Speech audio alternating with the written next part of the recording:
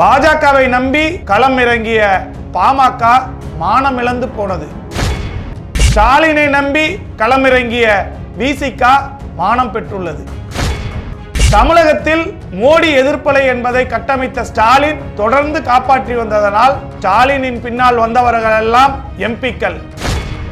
தமிழகத்தில் மோடியை ஓட ஓட விரட்டி கொண்டிருக்கும் ஸ்டாலினின் பின்னால் இருந்தால் வெற்றி சாத்தியம் என்பதை அறிந்த திருமாவளவன் தனது வெற்றியை சரித்திரமாக்கி இருக்கிறார்.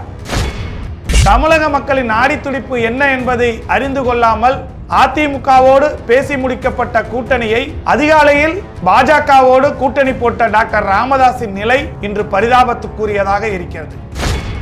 திமுகவில் வாரிசு அரசியல் இருக்கிறது. பாமகவில் என் குடும்பத்திலிருந்து பதவிக்கு யார் வந்தாலும் என்னை சவுக்கில் அடியுங்கள் என்று கூறிய ராமதாஸ் நேற்று மகன் அன்புமணியை தேர்தல் களத்திற்கு அனுப்பி வைத்தார். இன்று மருமகளை சௌமியா அன்புமணியை தேர்தல் களத்திற்கு அனுப்பி வைத்தார். இதன் மூலம் டாக்டர் ராமதாஸின் அரசியல் முகத்திரை கிழித்து எறியப்பட்டுள்ளது. பாஜகவால் மானம் இழந்த பாமக, திமுகவால் மானம் பெற்ற விசிக. டாக்டர் ராமதாஸ் மற்றும் திருமாவளவன் அரசியல் பாதையில் கடந்து வந்த பாதையில் வெற்றிகளும் தோல்விகளும் எதனால்? நான் இருக்கும் கூட்டணி தான் வெற்றி கூட்டணி என்று கொக்கரித்துக் கொண்டிருந்த டாக்டர் ராமதாஸுக்கு தொடர் தோல்விகள் எதனால் வருகிறது?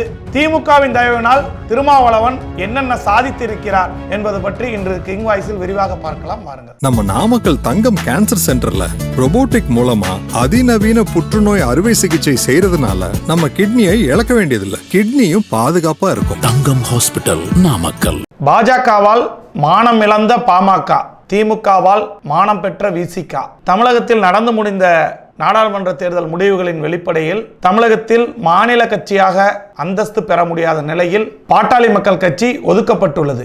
இதுவே திமுகவோடு தொடர்ந்து 4 தேர்தல்களாக பயணித்து திட்டமிட்டு இந்த தேர்தலில் சுயேட்சை சின்னத்தில் தான் போட்டியிடுவோம், எக்காரணம் கொண்டும் திமுக சின்னத்தில் போட்டியிட மாட்டோம் என்றெல்லாம் தனது நீண்ட நெடிய குறிக்கோளை அடையும் நோக்கில் திருமாவளவன் செயல்பட்டதின் விளைவு இன்று மாநில கட்சியாக அங்கீகாரம் பெற்றிருக்கிறது விசிக.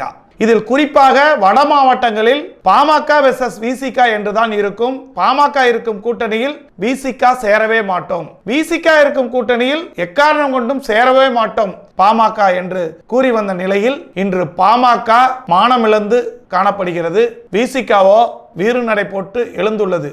இதற்கு அந்த கட்சியின் தலைவர்கள் எடுத்த திடமான முடிவுகளும் காலத்துக்கேற்ப ஏற்ற மாற்றங்களும் தான் அந்த கட்சிக்கான அடையாளத்தை மாற்றி இருக்கிறது என்பதுதான் திருமாவளவன் மூலம் தமிழக அரசியலில் நாம் பாடம் கற்றுக்கொள்ள வேண்டியது. நடந்து முடிந்த நாடாளுமன்ற தேர்தல் மூலம் மக்கள் ஒரு கருத்தை ஆணித்தரமாக பதிவு செய்திருக்கிறார்கள். அதாவது முழு அதிகாரத்தையும் ஒரு சாரரிடமே குவித்துவிடக் கூடாது என்பதில் இந்தியா முழுவதும் இருக்கக்கூடிய அனைத்து மாநில மக்களும் குறியாக இருந்து அதிகாரத்தை பரவலாக்கி இருக்கிறார்கள். அதனால் மத்தியில் ஆட்சியை பிடித்திருக்கக்கூடிய பாஜகவின் பல்லை புடுங்கிதான் மீண்டும் ஆட்சி கட்டிலில் அமர வைத்திருக்கிறார்கள். மோடி ஆடவும் முடியாது, அசையவும் முடியாது.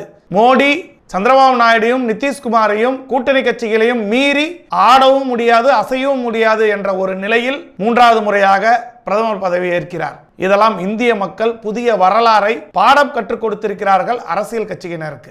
இப்படி அசைக்க முடியாத தலைவராக இருந்த மோடியின் பிம்பத்தை சுக்குநூறாக உடைத்ததில் காங்கிரசின் இளந்தலைவர் ராகுல் காந்திக்கு மிகப்பெரிய பங்கு இருக்கிறது. இந்த இந்தியா கூட்டணியை திட்டமிட்டு வடிவமைத்த ஸ்டாலினுக்கு மிகப்பெரிய பங்கு இருக்கிறது. அதுவும் அகில இந்திய அளவில் மோடிக்கும் அதனுடன் சேர்ந்தவர்களுக்கும் இறுதி யாத்திரையை முடித்து வைத்த ஒரே மாநிலம் 40க்கு 40 ஒட்டுமொத்தமாக வென்ற ஒரே தலைவர் ஸ்டாலின் தான். அதுவும் இல்லாமல் எந்த மாநிலத்தில் எங்களை அசைக்கவே முடியாது என்றார்களோ அங்கே ஓட்டை போட்டு ராமரை வைத்து அரசியல் செய்தவர்களுக்கு ராமர் இருக்கும் இடமே உங்களுக்கு இல்லை என்று அடித்து கூறிய அகிலேஷ் யாதவ், மேற்கு வங்கத்திலிருந்து பாஜகவினரை ஓட ஓட விரட்டி அறுதி பெரும்பான்மையோடு அதிக இடங்களை பிடித்த மம்தா, இவர்கள் மூவரும் தான் மோடியின் பிம்பத்தை சுக்குநூறாக உடைத்ததில் பெரும் பங்காற்றியவர்களில் குறிப்பிடத்தக்கவர். தமிழகத்தில் பாஜக மற்றும் மோடியின் எதிர்ப்பு அலையை 10 ஆண்டுகளாக கட்டி அமைத்து வரும் திமுக தலைவர் மு.க. ஸ்டாலின் அதை அதே உயிர்ப்போடு வைத்திருந்து கூட்டணி கட்சிகளை வழிநடத்தி பெரியண்ணன் போக்கை விட்டுவிட்டு கூட்டணி கட்சிகளுக்காக ஒரு தொகுதியை குறைத்து கொண்டு நின்றதில் இந்தியாவுக்கு எடுத்துக்காட்டாக ஸ்டாலின் திகழ்ந்தார். அப்பேற்பட்ட திமுக கூட்டணியில் பயணித்தவர்கள் அனைவரும் தொடர்ந்து எம்பிக்களாகவே இருக்கிறார்கள். இப்படி தமிழகத்தில் மோடி எதிர்ப்பு அலை என்பது இன்னமும் அணையாமல் இருக்கிறது என்பதை உணர்ந்து கொண்ட அதிமுகவோ இவ்வளவு காலம் பாஜகவோட கூட்டணியில் இருந்து விட்டு கடைசியில் கூட்டணியை பிரிந்து வந்தால் மட்டுமே தங்களையும் தங்கள் கட்சியையும் காப்பாற்றிக் கொள்ள முடியும் என்று திடமாக எடப்பாடி முடிவெடுத்தார். ஆனால் பல தேர்தல்களில் கூட்டணிகளை மாற்றி வித்தகராக இருந்த டாக்டர் ராமதாஸ் கள நிலவரம் என்ன என்பதை உண்மை அறியாமல் கடந்த காலங்களை போன்று பாமக இருக்கும் கூட்டணி தான் ஜெயிக்கும் கூட்டணி என்று கூறியதெல்லாம் ஸ்டாலின் திமுக தலைவராக ஆவதற்கு முன். என்று ஸ்டாலின் திமுக தலைவராக ஆனாரோ, யாரை திமுக தலைவராக நான் நினைத்து கூட பார்க்க முடியாது என்று ராமதாஸ் கூறினாரோ, அன்றே ராமதாஸுக்கு சனி பிடித்து விட்டது ஸ்டாலின் மூலமாக. அன்று ஸ்டாலின் ஒதுக்க ஆரம்பித்ததுதான் இந்த பாட்டாளி மக்கள் கட்சியை. இன்று வரை நிர்கதியாக நிற்கிறார் டாக்டர் ராமதாஸ். கலைஞர் மு கருணாநிதியும் அம்மையார் ஜெயலலிதாவையும் ஏமாற்றி மாற்றி மாற்றி கூட்டணி அமைத்து தான் இருக்கும் கூட்டணி தான் ஜெயிக்கும் கூட்டணி என்று வெட்டி பம்பாத்து அடித்துக் கொண்டிருந்த ராமதாஸின் முகத்திரையை கிழித்ததில் ஸ்டாலினுக்கு மிகப்பெரிய பங்கு இருக்கிறது. அப்படி இருந்துமே கூட வயதில் மூத்தவரான டாக்டர் ராமதாஸ் எடப்பாடியும் ஸ்டாலினும் கணித்ததை கணிக்க தவறி பாஜகவின் முதுகில் சவாரி செய்து 10 இடங்களை பெற்று தேர்தலை சந்தித்ததின் விளைவு மாநில கட்சி என்னும் அந்தஸ்தை கூட பெற முடியாத நிலையில் இழந்து தவிக்கிறது மாம்பழம். ராமதாஸை பொறுத்தவரை சாதிக்க வேண்டும் என்ற தொலைநோக்கு எண்ணம் இல்லாமல் சாதிக்காக கட்சி என்பதையே திடமாக நம்பிக்கொண்டிருந்ததின் விளைவு அந்த ஜாதியினர் அபரிதமான ஆதரவும் மாற்று ஜாதியினரின் அபரிதமான எதிர்ப்பும் தனக்கு மட்டுமல்ல தனது மகன் மருமகளுக்குமே முடிவுரையை எழுதியிருக்கிறது இந்த தேர்தல். ராமதாஸை பொறுத்தவரை கூற வேண்டுமேயானால் அரசியலுக்கு வந்தவுடன் அப்பலுக்கற்றவன் என்றெல்லாம் பலகாலம் பேசி வந்தவர்தான். அதுவும் திமுகவை பொறுத்தவரை வாரிசு அரசியல் வாரிசு அரசியல் என்று கூவி கூவி பேசிக் கொண்டிருந்த டாக்டர் ராமதாஸ் எனது குடும்பத்திலிருந்து எனது மகனோ அல்லது எனது வாரிசிலிருந்து யாரேனும் என் குடும்பத்திலிருந்து வந்தால் என்னை ரோட்டில் நிறுத்தி சவுக்கடியில் அழியுங்கள் என்று கூறியவர்தான் ஆரம்ப கட்டத்தில் இந்த ராமதாஸ். ஆனால் இன்றோ தனது மகனை திமுகவின் தயவோடு திரைமறைவில் எம்பியாக்கி மத்திய அமைச்சராக்கினார். அதே வழியில் மீண்டும் கட்சியில் வேறு யாருமே இல்லை என்பது போல் தனது மகன் ராஜ்யசபா எம்பி தனது மருமகளை வேட்பாளராக்கினார் தருமபுரியில். மீண்டும் அதே தேர்தல் களத்தில் இது வன்னியர்களுக்கான கட்சி, ஜாதி ஒற்றுமை ஜாதி பிரிவு வேண்டாம், தாழ்த்தப்பட்டவர்களை ஒதுக்க வேண்டும் என்றெல்லாம் வன்மத்தோடு செய்த பிரச்சாரத்திற்கு அந்த சமுதாய மக்களும் பாதி பேர் ஏற்றுக்கொள்ளவில்லை. மாற்று சமுதாயத்தினர் ஓட ஓட விரட்டி இருக்கிறார்கள் என்பதுதான் அரூர் தொகுதியிலிருந்து தருமபுரியிலிருந்து டாக்டர் ராமதாஸ் பாடம் கற்றுக்கொள்ள வேண்டியது.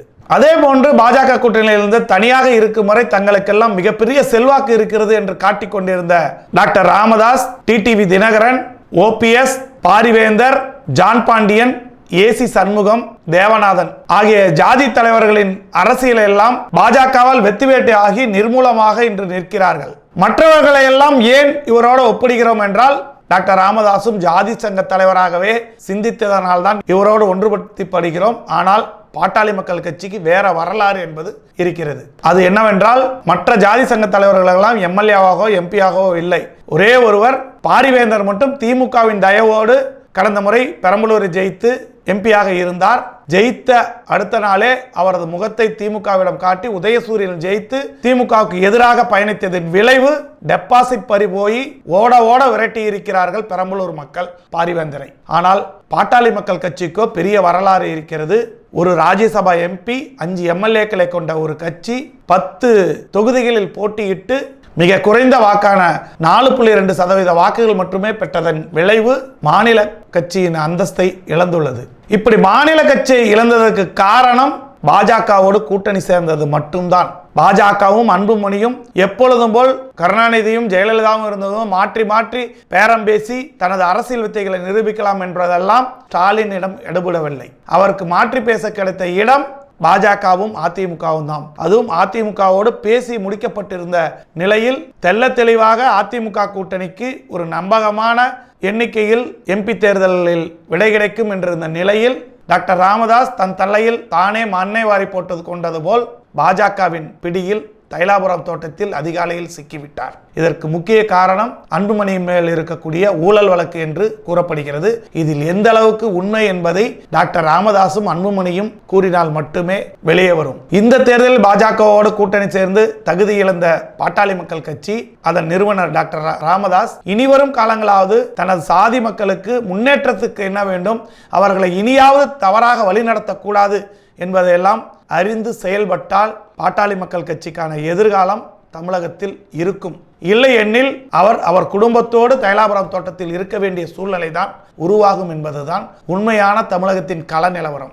இனியும் பாடம் படிக்கவில்லை என்றால் பாமக என்னும் கட்சி சிறிது சிறிதாக அழிந்து கொண்டே வரும் என்பதுதான் உண்மையான கள நிலவரம். பாமக தான் இந்த தவறை செய்து இப்படி மானம் இழந்து தமிழக அரசியல் கட்சிகளிடையே காணப்படுகிறது என்றால், திட்டமிட்டு ஒரு செயலை செய்து அதன் மூலம் ஒரு வெற்றி பெற்றிருக்கிறார் என்றால், அதே ஜாதி அமைப்பின் மூலமாக அடையாளம் காணப்பட்டு வழிநடத்தி இன்று ஜனநாயகத்தை காப்போம் என்ற போர்வையில் தனது அரசியல் தொலைநோக்கு பார்வைக்கு கொண்டு சென்றதின் விளைவும், தமிழக மக்களின் நாடி துடிப்பை அறிந்து திமுகவோடு தொடர்ந்து பயணித்ததின் விளைவு இன்று மாநில கட்சியாக முதல் முறையாக விடுதலை சிறுத்தைகள் அந்தஸ்து பெறுகிறது.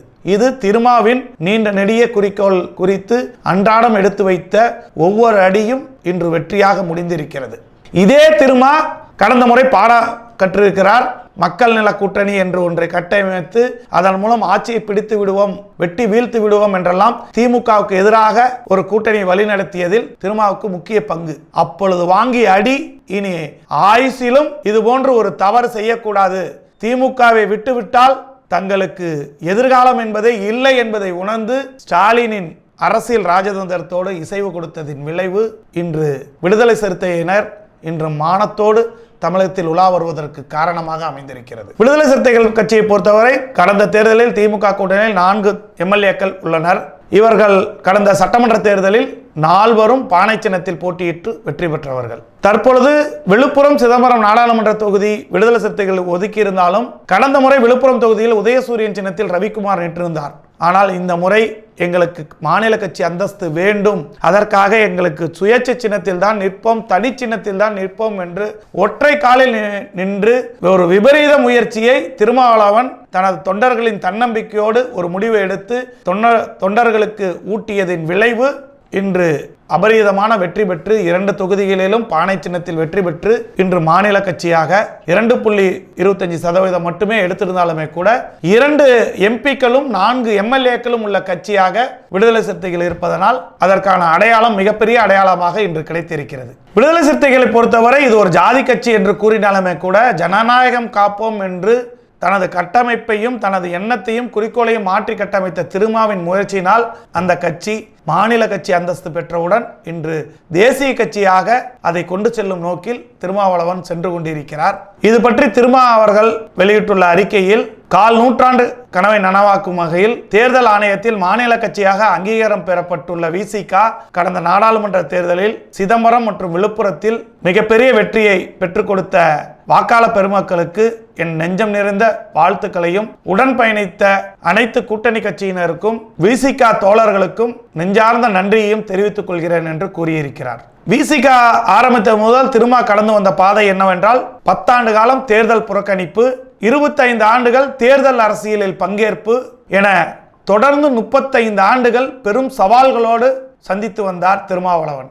அப்பொழுது அவர் எதிர்கொண்ட அடக்குமுறைகள், திட்டமிட்டு பரப்பப்பட்ட அவச்சொல்கள், ஒதுக்கி ஓரங்கட்டி முடக்கிட சாதி அடையாளமிட்ட சதி செயல்கள், சகித்துக் கொள்ள இயலாத வஞ்சகமிக்க வசவுகள், இழிவு மிகுந்த வதந்திகள் என திருமாவளவன் கடந்து வந்த பாதை என்பது முட்பாதைகள். இது போன்ற ஆறாத காயங்களோடு ஆழமான வடுகளோடும் நெருப்பாற்றில் நீந்தி கரை கடந்து இருக்கிறோம், இந்த வெற்றியை பெற்றிருக்கிறோம் என்று திருமாவளவன் குறிப்பிட்டிருக்கிறார்.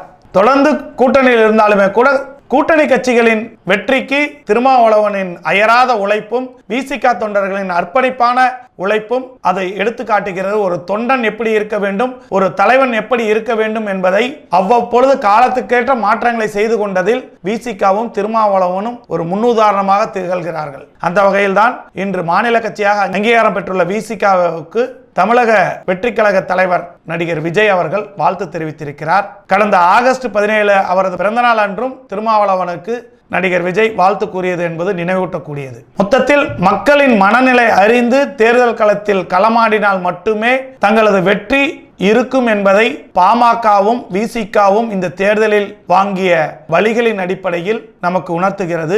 இதுவே தமிழகத்தில் இருக்கக்கூடிய அனைத்து கட்சிகளுக்கும் ஒரு பாடமாக இருக்கும் என்பதுதான் உண்மை நிலவரம். வேறொரு செய்தியில் மீண்டும் உங்களை காண்போம். அதுவரை காத்திருப்போம். வாருங்கள். நம்ம நாமக்கல் தங்கம் கேன்சர் சென்டர்ல ரோபோட்டிக் மூலமா அதிநவீன புற்றுநோய் அறுவை சிகிச்சை செய்யறதுனால நம்ம கிட்னியை இழக்க வேண்டியதில்லை. கிட்னியும் பாதுகாப்பா இருக்கும். தங்கம் ஹாஸ்பிட்டல், நாமக்கல்.